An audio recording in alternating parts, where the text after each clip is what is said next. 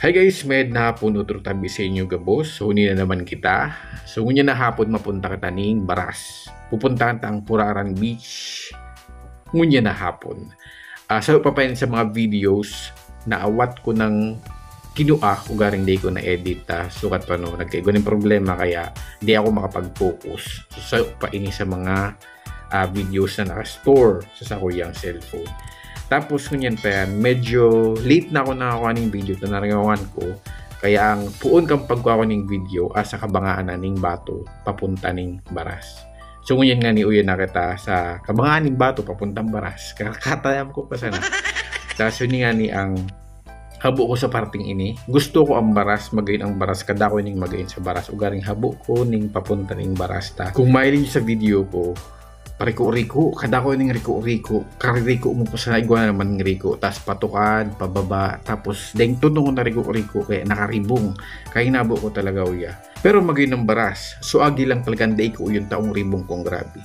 Tapos ngayon, panahanin na sa papuntang radar, nakagnilit ako sinabi ng kaklasiko. Bagi kaming nari-nariun kang nahiling miso radar. Tapos kan, sabi kang kaklasiko, nito ang ugon yun. Pinagkami ang dati. Pagkakita din man may dyan. Oo, awot. Puro awot.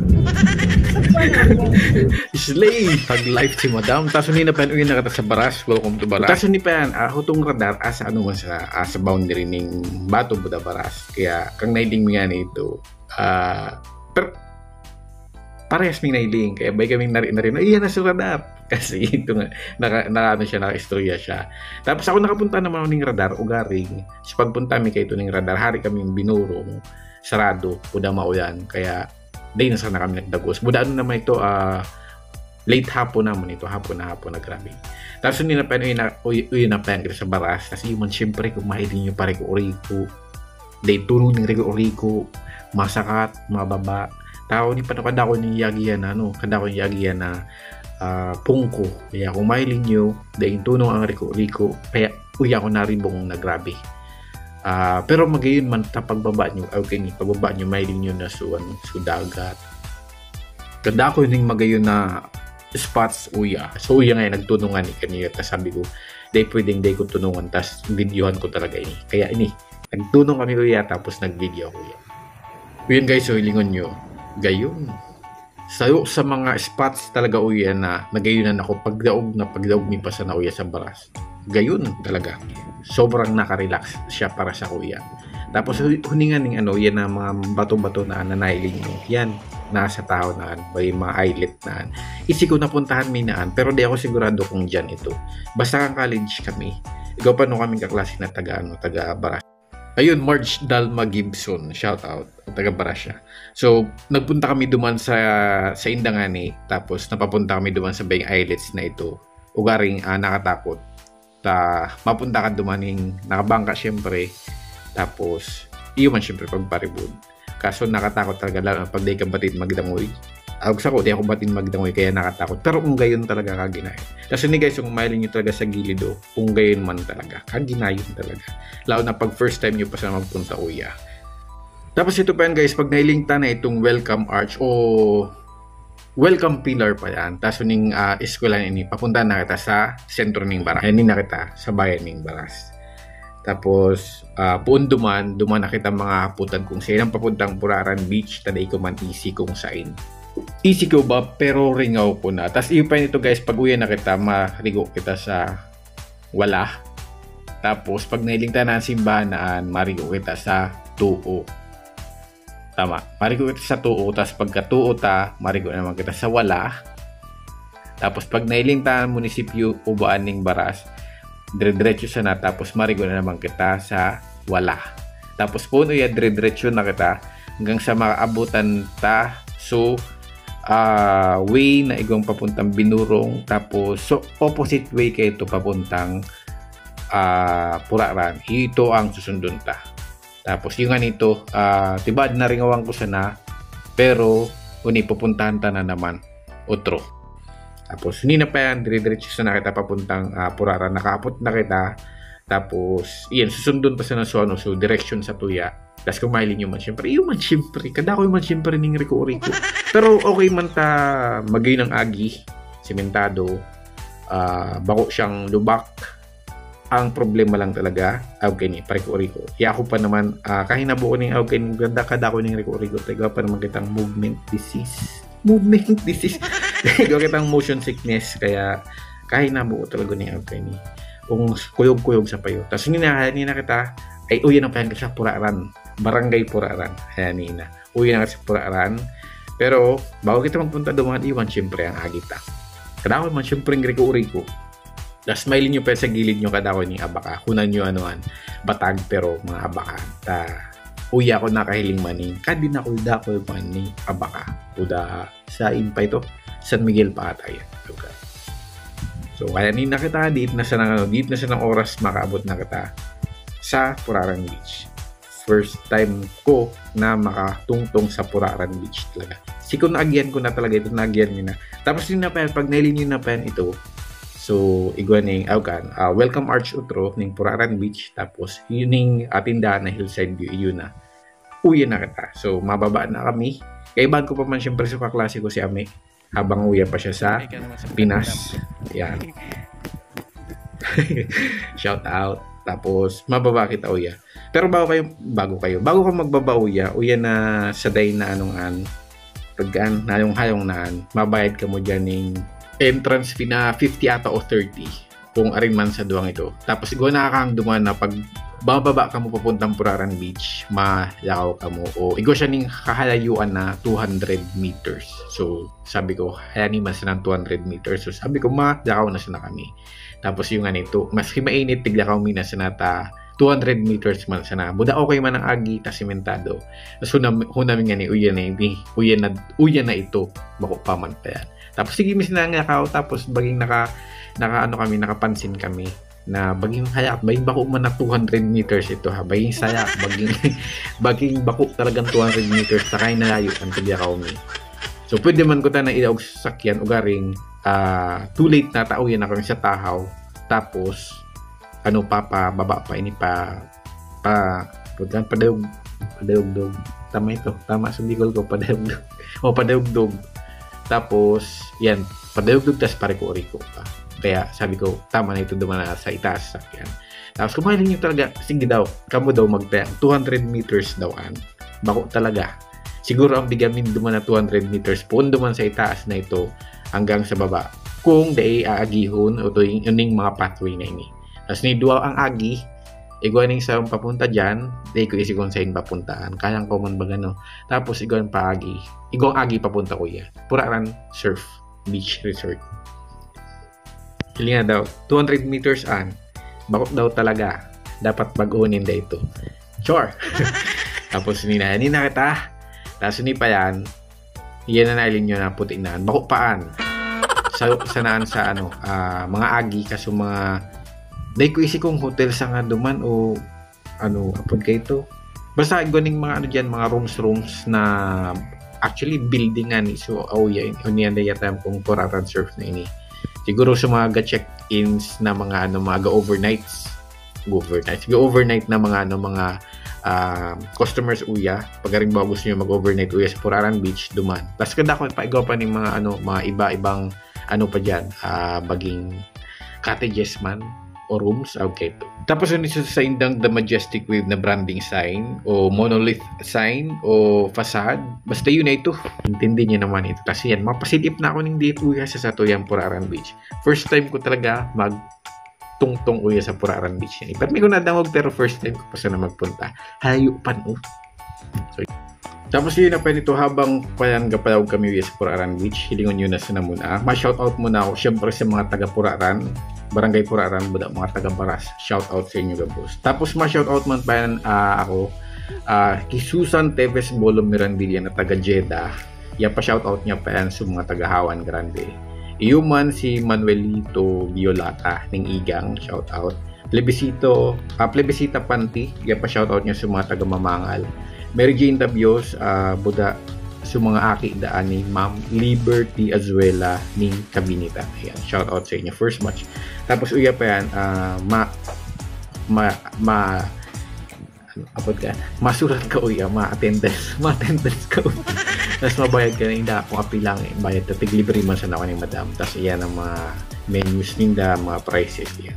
Bago ka makalaog uya sa laog na ini. Tapos ito pa yan ang bato na nasa tao. Yan, nabaging islet na. Yan ang trademark. Nanahiling ko sa mga pictures ng Puraran Beach. So ni, paglaog pa sana, na ano ako, na amazed man ako uya. Tapos sabi ko, ang baybayon uya, iba.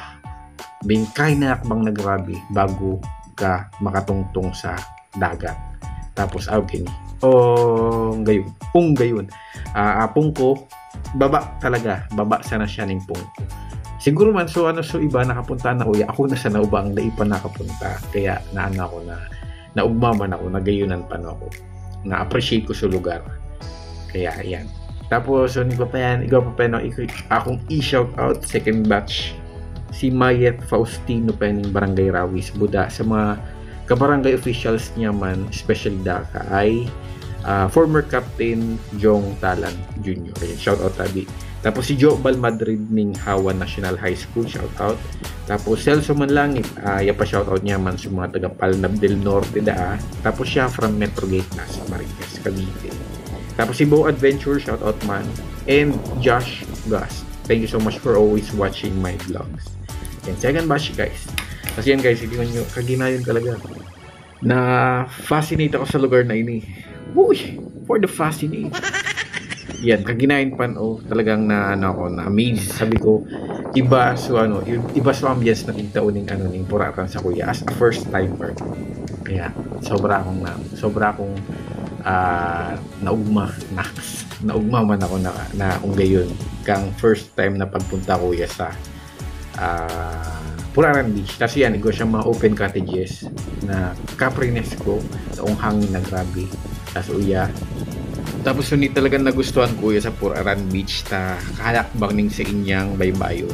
Tapos syempre liban sa siyang biapod na surfing capital ning probinsya ng Catanduanes. Kinagayunan niya pa ning Puraran Beach na ini, ang shoreline niya nakatago sa duwang magkaibungan na pungutan. Tapos yun nga yung ganyan panahon pero nag-ulan bigla. Pero sa pag-ulan niya, nagayunan man siyempre ako, nagayunan ako sa Puraran Beach habang gaulan. Tabaging kung sila magkarigos nga kay ni so gakarigos sa dagat tas biglang maulan. Bigong sila magkarigos. Buda hutong islet niya sa Tahaw na ito. Baging pagmatik, safe siya, na-adyansa na siya. Iba pa na ako mag-isip sa mga dagat-dagat. Iba ako mag-isip talaga sa mga dagat. Sumada ko ang sa inyang paggantiong. So, at least kung adyan yan kung adyan sa bato na andyan, iguaning harang, iguang masagang. Kasi yan, kung di niya maski gawin, nagayunan talaga. Yung isa to yung Puraran sa satuyang baras uya sa isla. Ginayon. Tapos na pa yan, third batch na pa yan ako, ma-shoutout na pa yan ako kay Heidi Gonzalez. Shoutout daw sa mga taga San Juan sa Ilawod. San Juan, direct na yun, shoutout. Kay Lori Blue, kay Aida Jenks, thank you so much for always watching. Tapos kay Tom Sawyer Yanan. Tapos kay Delphine Yanan. Duwang Yanan. Tapos kay Maribel Abundo, pa shoutout niya man sa inyang family, mga Tabo and Panty family. Tagano sinda taga Hitming. Tapos iuman pa yan Jack Monhardin and family na taga Baras, shout out man sa inyo. Tapos linga. Tapos pa sa mag-ulan, tapos bigla na naman na nag-idol. Awag talaga ng panahon uya. Maulan, mainit. Maski ngon yan, awag na. Kaginayon talaga. Nagayunan talaga ako uya sa Puraran. First time ko magpunta pero nagayunan talaga. Recommendable talaga. Tapos yun nga, medyo mahapon na uya kaya nagpunta ako uya sa Mabato. Tapos sabi ko, kukuhahan ko muna talaga yung video bago ako magparibot. Tapos nagpunta ako dyan sa Mabato, pero bako man talaga siyang halalong. Tapos nagpasada na naman ako ng video. Kaginayon talaga